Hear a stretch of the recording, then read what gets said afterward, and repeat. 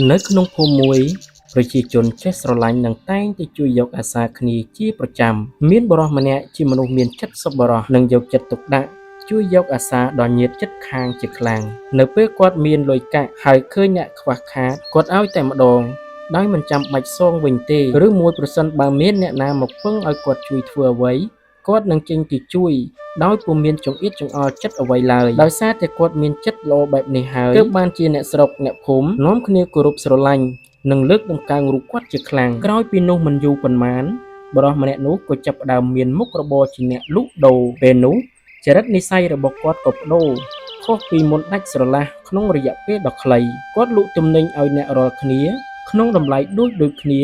ដោយគ្មានយោគយល់ថាគ្នាឯងគ្នាគេ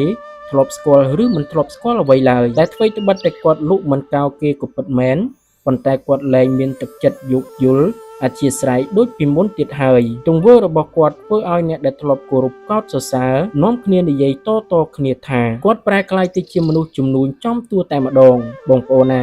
រឿងនេះចង់បញ្ជាក់ថាទោះតិចឬច្រើនការបើយើងតាំងចិត្តថានឹងប្រកបអាជីពអ្វីមួយ